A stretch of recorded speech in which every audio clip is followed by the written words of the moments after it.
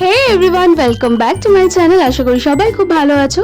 যে টিউনটা ববো বাজালো সেটা হচ্ছে বাবাইয়ের জন্য। বাবাই মানে আমার ছোট দিদি ভাইয়ের মেয়ে, ওর বার্থডে ছিল, সেই জন্য আমরা গিয়েছিলাম 22শে ডিসেম্বর ওদের বাড়িতে। বাবি হাই, হ্যাপি বার্থডে বল লেকে।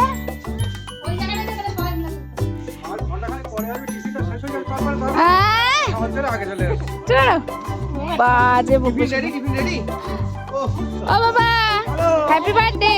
Thank you, thank you.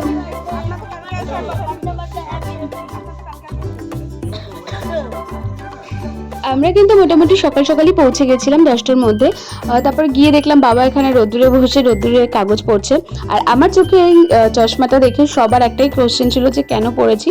So হয়েছিল কি, আগের দিন রাত্রেবেলা আমি চোখে একটু চোট পেয়েছিলাম আংশুর আঙুলে, তো সেই জন্য আমি চশমাটা পড়েছি। তাছাড়া এমনিতেও আমাকে ডক্টর বলেছিল একটা রিডিং গ্লাস নিতে, কেন কি আমার যেহেতু অ্যালার্জি আছে ধুলোবালিতে, সেই জন্য আমি এটা পড়েছিলাম।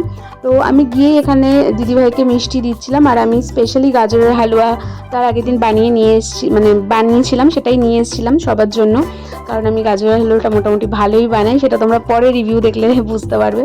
তো সেটাই আমি এখানে দিচ্ছিলাম ওদেরকে। তারপর কিছুক্ষণ পর মাসিও আমরাও ঢুকেছি আর মাসিও চলে এসেছিলো।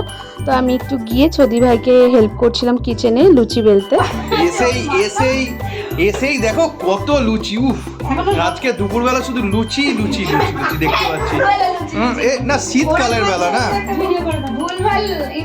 না না শীতকাল না, ব্যাপারটা বুঝতে হবে, তুমিই তো বলেছো শীতকালে। এই যে দেখতে পাচ্ছি হ্যাপি বার্থডে মা পরিবেশন করছে খুব। হ্যাঁ ওই দেখো, ওই তো বাবা আসুন, বসুন, চলে আসুন বসুন, আমি দাঁড়িয়ে খাবো, ঠিক চলে আসুন।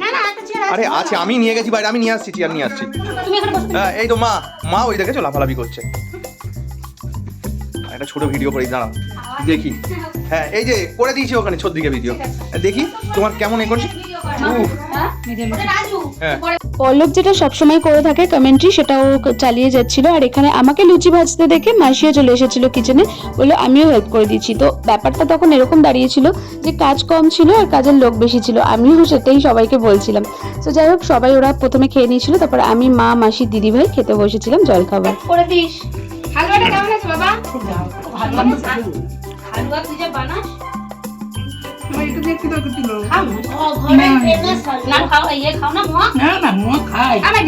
আমরা দেখতে পাচ্ছি সবাই রান্না করে সব নিয়ে নিচ্ছে। এই বাবা আমাদের এবার হালকা করে মুখ ফসা এসছে এই লাইটে,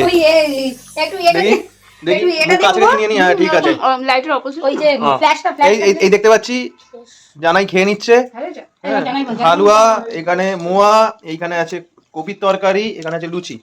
এই দিয়ে আজকে সকালের হ্যাপি বার্থডে ব্রেকফাস্টটা হয়ে গেল। তোমার কিছু বক্তব্য আছে না? ওকে, সবাই হালুয়া ভালো বলেছে, বাবা বলে দিয়েছে দুবার, অনেকবার বলে দিয়েছে বাবাই। সো তোমরা তো শুনতেই পেলে হালুয়াটা কতটা ভালো হয়েছিল, অ্যাকচুয়ালি ভালো হয়েছিল। আর স্পেশালি আমার কোনো রান্না যখন কেউ বলে যে মায়ের মতো হয়েছে, তখন আমার বেশি আনন্দ হয়, কারণ মোস্ট অফ দ্য রান্নাই আমার মায়ের থেকে শেখা, শাশুড়ি মায়ের থেকে শেখা। তো তাদের মতো করে যখন রান্নাটা করে উঠতে পারি, তখন আমার সত্যি খুব ভালো লাগে। সো যাই হোক, তারপরে চলে এসেছিল বার্থডে কেকও, আর এখানে সমস্ত কিছু রেডি হয়ে গেছিলো। আর এখানে চলছিল ম্যান্ডেটারি ফটো সেশন, যেটা সবসময় হয়ে থাকে বার্থডের আগে।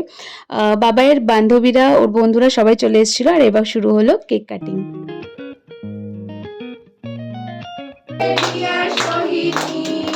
Happy birthday to you. May God bless you.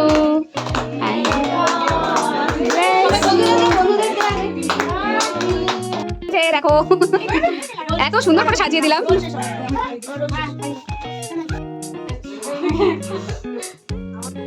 এদিকে তাকা সবাই একটু এদিকে। হ্যাঁ লম্বাই। দুপুরের মেনুতে ছিল কিন্তু বিরিয়ানি, চিকেন চাপ, স্যালাড, চাটনি, পাঁপড়, মিষ্টি, অনেক কিছু, যার মধ্যে চিকেন চাপটা বানিয়েছিল আমার মা। তো বিকালবেলা এখানে পল্লব চলে যাচ্ছিল, ও বাড়িতে চলে গেল, নেক্সট ডে ওর অফিস আছে, আর আমি ওই দিনটা ওখানেই ছিলাম সবার সাথে। আর আমি আর দিদি ভাই একটু বিকালবেলা বেরিয়েছিলাম মাসির সাথে, মাসির কিছু দেখা ছিল, ফার্নিচারের দোকানে গেছিলাম। তারপর সন্ধ্যাবেলা বাড়িতে এসে বাবাই এখানে বসে গিফট আনবক্সিং করছিল, আর অংশুকেও দায়িত্ব দিয়েছিল কিছু গিফট আনবক্সিং করার জন্য। জন্য। নেক্সট মর্নিং এ আমি আর দিদি ভাই আবার বেরিয়েছিলাম, একটু ওদের পাশেই একটা মার্কেট ছিল সেখানে গেছিলাম। আর বেশ ভালোই কাটলো দুটো দিন, শীতের একটা আমেজ ছিল, দুটো দিন ছুটিও কাটানো হলো আর সবার সাথে খুব ভালোভাবে একটা সময় কাটলো। আর এই ছিল বার্থডের একটা ছোট্ট মিনি ব্লগ। দেখা হবে খুব শীঘ্রই একটা নতুন ব্লগে। Stay tune and by.